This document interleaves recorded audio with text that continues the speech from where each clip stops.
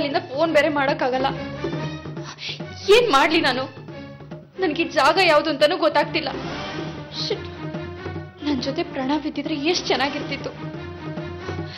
ಆ ರಮ್ಯಕ್ಕನ್ ಫ್ರೆಂಡ್ ಕೊಟ್ಟಿರೋ ಅಡ್ರೆಸ್ ಇದೆಯಲ್ಲ ಅಂತ ನೇರವಾಗಿ ಬಂದ್ಬಿಟ್ಟೆ. ಈಗ ಅವರು ಸಿಗದಿದ್ರೆ ನನ್ ಗತಿ ಏನು? ಹಲೋ ನವೀನ, ಓಲ್ಲಯ ಒಂಜಿ 8 ಪೀಸನು ಮಾರ ಒರ್ತಿಯಲ್ಲ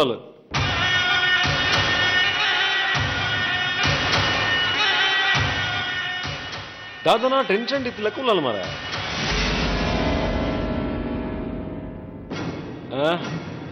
ಒಯ್ಕಲ ಪಾತ್ರ ತುಪ್ಪ ಅಂದ. Okay bye. ಹಲೋ, ಹಾ ಬರ್ತಾ ಇದ್ದೀನಿ. ಈಗ ತಾನೆ ಅಕ್ಕನನ್ನು ಬಿಟ್ಟು ಬರ್ತಾ ಇದ್ದೀನಿ ನಾನು. ಹಾ ಆ ಕಡೆನೆ ಬರ್ತಾ ಇದ್ದೀನಿ. ಹೌದೌದು, ನೀನು ಅಲ್ಲೇ ಇರು, ಬರ್ತೀನಿ ಈಗ. ಓಕೆ. ಎಕ್ಸ್ಕ್ಯೂಸ್ ಮಿ ಸರ್, ನೀವು ಕನ್ನಡದವರಾ? ಹೌದು, ನೀವು ಕನ್ನಡದವರಾ? ಯಾವ ಊರಿನವರು? ಬೆಂಗಳೂರು ಸರ್. ಕಾಯ್ತಾ ಇದ್ದೆ ನಮ್ಮವ್ರು ಯಾರಾದ್ರೂ ಸಿಗ್ಲಿ ಅಂತ. ನಿಮ್ಮನ್ನ ನೋಡಿ ತುಂಬಾ ಖುಷಿ ಆಯ್ತು ಸರ್. ನನ್ನ ಮೊಬೈಲ್ ವರ್ಕ್ ಆಗ್ತಿಲ್ಲ. ನೀವು ತಪ್ಪು ತಿಳ್ಕೊಳ್ಳಲ್ಲ ಅಂದ್ರೆ ನಿಮ್ಮ ಮೊಬೈಲಿಂದ ನಮ್ಮ ಮನೆಗೊಂದು ಕಾಲ್ ಮಾಡ್ಬೋದಾ? ಅಯ್ಯೋ, ಅದಕ್ಕೇನಂತೆ, ತಗೊಳ್ಳಿ. ನೀವು ಘಟ್ಟದ ಮೇಲಿನವರು, ನಾವು ಘಟ್ಟದ ಕೆಳಗಿನವರು. ಎಷ್ಟಾದ್ರೂ ಕನ್ನಡದವರಲ್ವಾ, ತಗೊಳ್ಳಿ. Thank you sir.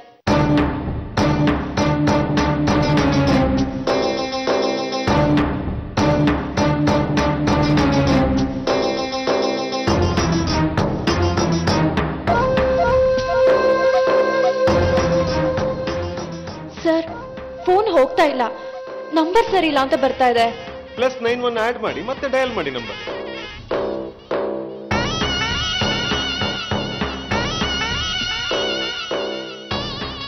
ಬೇಗ ಫೋನ್ ರಿಸೀವ್ ಮಾಡೋ ಪುಣ್ಯಾತ್ಮ. ಹಲೋ ಪ್ರಣವ್, ನಾನು ವಿಶಾಖ. ಹಾ, ಬೆಳಿಗ್ಗೆ ತಾನೇ ದುಬೈಗೆ ಬಂದೆ. ನೀನೇನು ಇನ್ನೂ ಹೊರಟಿದ್ಯೋ ಇಲ್ವೋ?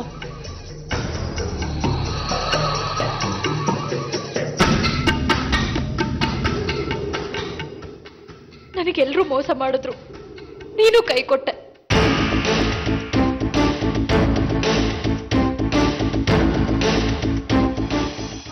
ಅದಕ್ಕೆ ಸಿಟ್ಟು ಬಂದು ಸೀದಾ ಇಲ್ಲಿಗೆ ಬಂದ್ಬಿಟ್ಟೆ.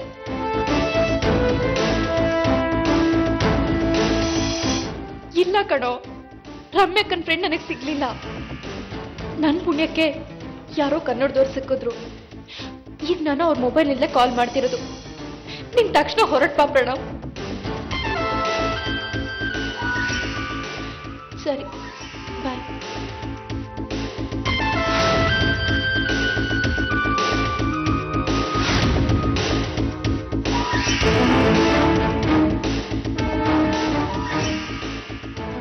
ಯಾಕೆ ಟೆನ್ಷನ್ ಅಲ್ಲಿ ಇದ್ದೀರಾ?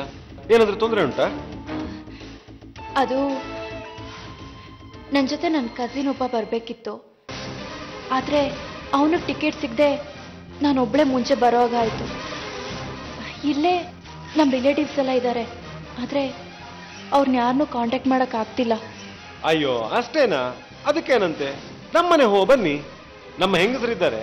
ನಾಳೆ ನಿಮ್ಮ ಕಸಿನ್ ಬರೋವರೆಗೂ ನಮ್ಮ ಜೊತೆ ಇರ್ಬೋದು, ಬನ್ನಿ.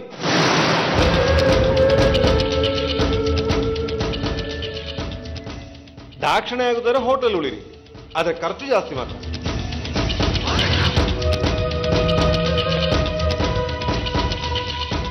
ಆದ್ರೆ ಒಂದು, ಹೆಣ್ಣು ಮಗಳು ಇಲ್ಲಿ ಒಬ್ಳೆ ಹೋಟೆಲ್ ಇರೋದು ಅಷ್ಟು ಸೇಫ್ ಅಲ್ಲ.